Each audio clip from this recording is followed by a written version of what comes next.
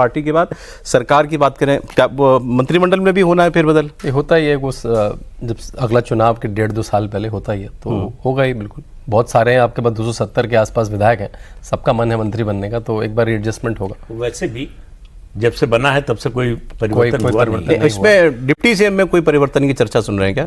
वो मुश्किल है, अंतिम उनको कहीं और कुछ बड़ी चीज, कोई राष्ट्रीय नेतृत्व ना मिल जाए या फिर प्रदेश अध्यक्ष ही ना बना दे किसी कोई, मतलब कोई दलित। मैंने तो ये भी सुना कि भाई ये भी चर्चा थी कि 3 डिप्टी सीएम कर दो, वैसे कहीं है नहीं मेरे ख्याल में, तो मतलब किसी दलित को बनाए उप मुख्यमंत्री, एक ऐसी सोच है।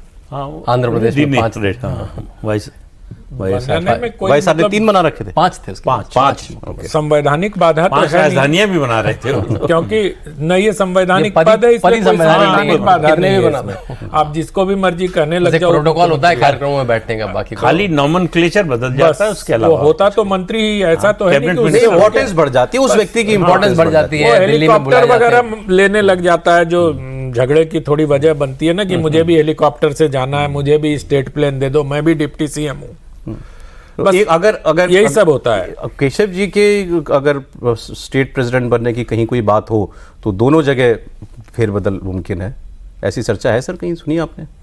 नहीं, देखिए कोई चर्चा सुनाई नहीं देती है ऐसी चर्चा है तो सिर्फ पता चलता है, रिजल्ट जब घोषित होता है तब पता चलता है, बाकी कहाँ चर्चा हो रही है और वो चर्चा चल रही है या चलवाई जा रही है, ये भी जो है प्रश्न है। ये तो सबसे ज्यादा महत्वपूर्ण प्रश्न है कि चर्चा हो रही है कि चलाई जा रही है, चलवाई जा रही है। बिल्कुल मासूम प्रश्न था सर, इसमें कहीं यही नहीं खबर चला समझ रहे आपकी मासूमियत पर तो ऐसे भी हम लोग बलियारी रहते हैं, तो ऐसा कुछ नहीं, मतलब ग्रेप वाइन पूछ रहा हूँ सर, और कुछ नहीं, ऐसा कहीं सुना हो किसी ने? तो ऐसी कोई खबर नहीं, आपने नहीं सर, हमने तो उससे भी ज्यादा बड़ा सुना है सर कि केशव जी को राष्ट्रीय अध्यक्ष बना दिया जाए। ये तो चर्चा, ये तो बात हुई है ना, आप उनको मतलब उत्तर प्रदेश तक क्यों सीमित करना चाहते हैं?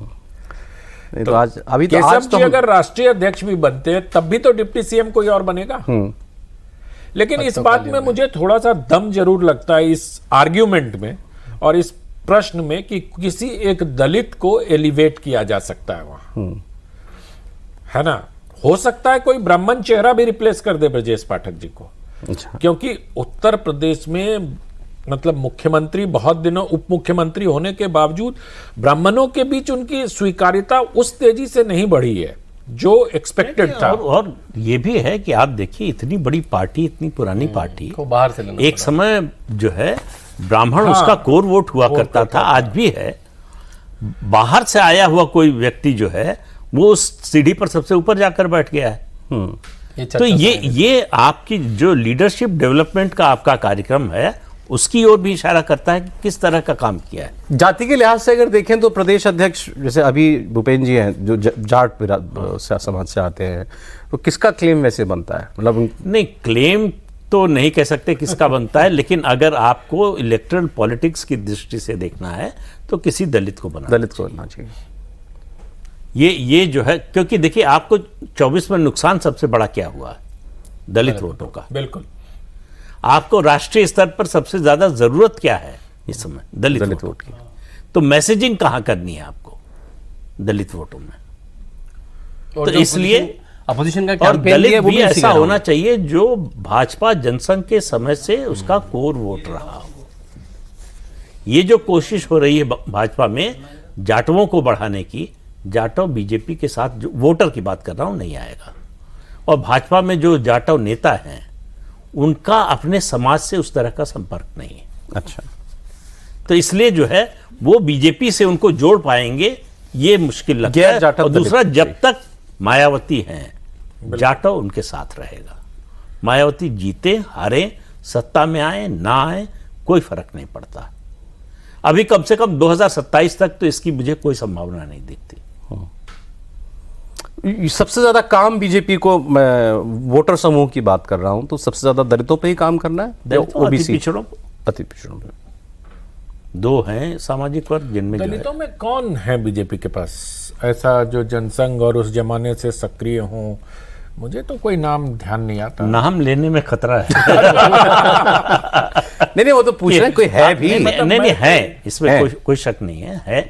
लेकिन खतरा ये है कि फिर जो है उनका नाम कट हाँ जाएगा। नुकसान हो जाएगा। अच्छा, अब देखिए 27 मतलब पंचायत चुनाव में तो चले ये कि भाई जो सत्ता में होता है वो कर ही लेता है, वो तो निकाल ही लेता है चुनाव। अच्छा, चूंकि वो उस पर होता भी नहीं है सिंबल पर, तो इसलिए सब लोग अपनी जीत का दावा कर लेते हैं। अब कि तो 1.5 साल करीब रहेगा, फरवरी में इलेक्शन होता है यूपी के अंदर, तो अब मोटा मोटा 1.5 साल ही है।